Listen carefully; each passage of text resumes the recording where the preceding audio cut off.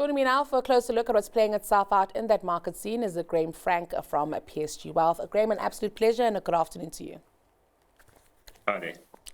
Graeme, maybe we can start off by just looking at these sentiments here. Of course, we got Fed minutes out this week. That seems to have put a dampener on markets. But I think that, the Fed has been rather consistent. Maybe it's the traders who got ahead of the Fed. Yeah, that's 100% correct. In fact, I was looking earlier at the start of this year, the Fed was fairly consistent that they're going to keep inflation under control. And the market was at that stage discounting 6 lots of 25 basis points cuts. So in other words, cuts of 1.5%. And that's pretty much been reeled in. So the market are now only factoring in 2 25 basis point cuts. So they've come a lot closer towards the Fed, and the Fed have been fairly consistent in terms of their actions. And on that note, I mean, the market, as you said in your introduction, is gyrating big time on interest rate expectations. Just last week, last Friday, we had US consumer sales or retail sales that were weak, and the market went off to the races thinking that rate cuts were going to come sooner. And this week, the Fed has reiterated that that's not going to happen, and the market's weakened. So it really is quite volatile on the back of interest rates. And I don't think the South African Reserve Bank are going to do anything. They can say what they will. They will not preempt the Fed.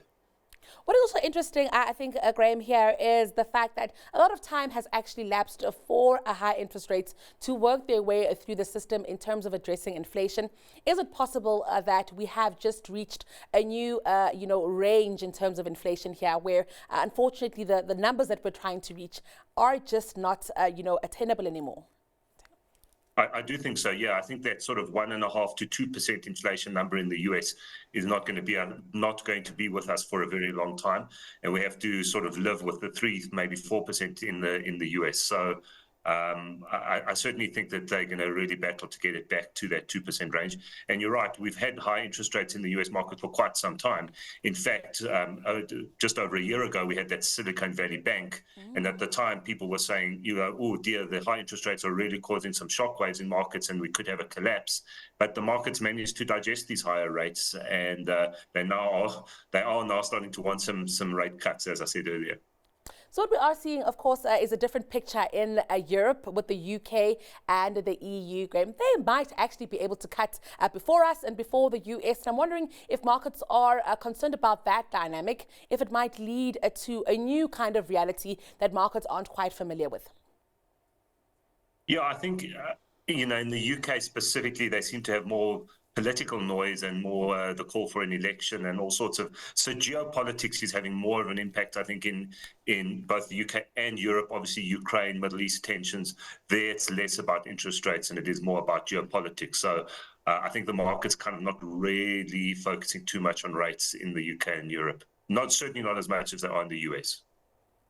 Keen to get into some company news for today. I think Quantum Foods possibly the big one out today. We saw a revenue fall 13%. They are speaking about this great jump in operating profits, I think just over 300%, Graeme. But we know that this is on the back of such a low basis. I'm wondering if it's anything to really write home about. Not really, no. We don't really look at those, whether it's Quantum or Astral. I mean, there's just too many things outside of your control. As you mentioned, is it bird flu? Is it input prices, maize prices, weather conditions? So it's a sector more generally that we don't really like, and it tends to be very volatile. So if you get it right, obviously you can make good money, but long term, it's not really something that is forecastable, and the cash flows are very unpredictable. I'd also like to reflect on some of the big ones coming out this week. NVIDIA, I can't believe there's more upside to this, Graeme. Initially, at the beginning of the year, I thought we were in some sort of an NVIDIA bubble, but it's proving to not be the case. I'm keen to get your thoughts on that one. Yeah, NVIDIA defies gravity at the moment. As you say, they came out on Wednesday after market. Straight away, the share price was showing up 6%, and I think it ended up closing up about 10 or 11% last night. It's gone over $1,000. It's more than doubled this year alone. The market cap of NVIDIA is more than the entire market cap of the German stock market. It's just factoring in so much good news at the moment. But to be fair, every quarter it beats. We have got exposure to Nvidia. For choice, we'd be cutting it back at these levels. We just think the valuation's a little bit high. But it's the bellwether of the AI stocks, and it's having an impact on the Nasdaq more generally. I'm wondering also if right now, considering these valuations for NVIDIA, the likes of TSMC, ASML, there might be better places to be if you want to ride this wave. Or, Graeme, maybe the easy money has been made where these chips are concerned. I do think that. As you said, ASML, I think it was one of the stock picks on your program in recent days. We do like it. We've got some exposure to it. But it's interesting. The other one was Procter & Gamble, and they couldn't be more different. The one's a very consumer stayed, good dividend yield, strong balance sheet, and the one's a very racy growth stock. But to answer your question, we think the smart money's been made on Nvidia. And if we go back to the early days of the internet, we saw a similar story play out with Microsoft. It ran extremely strongly in a short period of time, and then it kind of went sideways for many, many years as it grew into its valuation. So not necessarily saying NVIDIA is going to go down, but at some point the valuation and the earnings have to play catch up with the share price. Another interesting one coming out this week, and locally, Pick n Pay came out with a bit of an update there. I saw the share price actually rallying, and I'm wondering if markets are starting to understand what the way forward for Pick n Pay might be, and are investing in the stock again. Of course, we did see very difficult times for it, and that share price falling steeply. Yeah, so I think it was just obviously a relief rally. I mean, Sean Summers, the market's now saying that maybe they've, I wouldn't say turned the ship, but certainly settled the ship.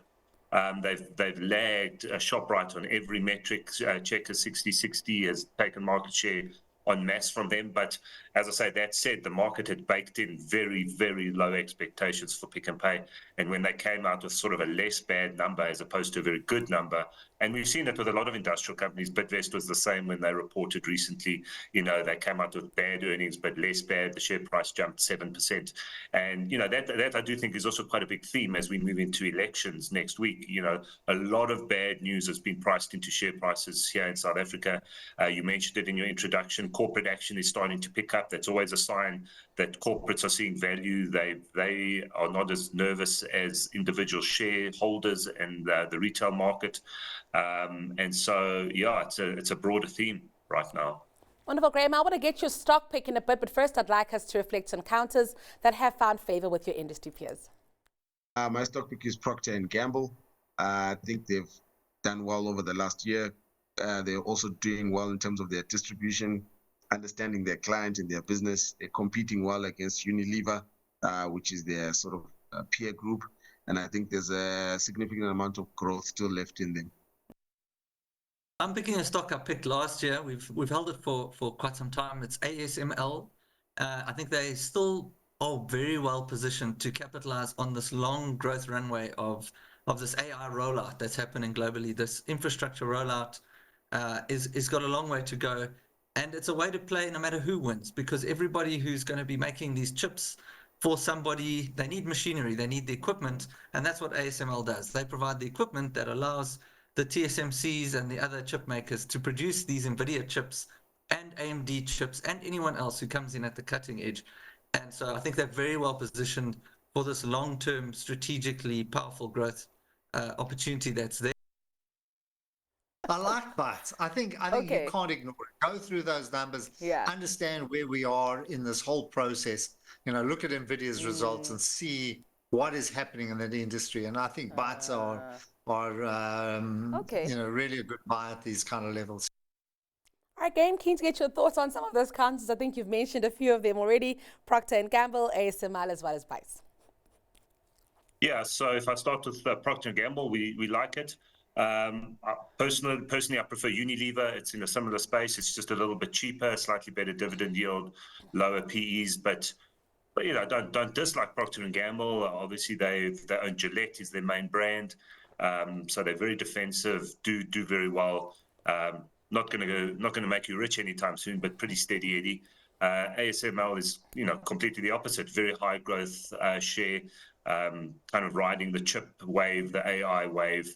At the margin, I think it's a little bit expensive, but if you've got a very long-term horizon, we like that one. And I think Bytes, I don't know Bytes well enough to give a decent answer, but obviously they again are riding this AI chip euphoria. And if they're able to do that successfully, then, but again, they're a very South African company, and I'd be a bit nervous. If you have offshore money, I'd go for ASML before Bytes. Brilliant. And with that said, which counter are you going with this afternoon?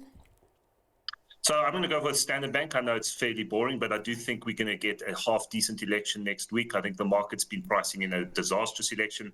We saw the Rand blow to 1940. It's come all the way back to 1810 at its peak. So the market's slowly starting to digest a decent coalition or a less bad coalition. And I think SA Inc. shares generally, Standard Bank, Remgro, some of the industrial counters are quite well positioned should we have an election that's not to quote Citibank, not disastrous and less disastrous. Wonderful. Graeme, an absolute pleasure speaking to you this afternoon. Thank you so much for wrapping the markets up for us. That was your midday markets update with PSG Wealth's Graeme Franck.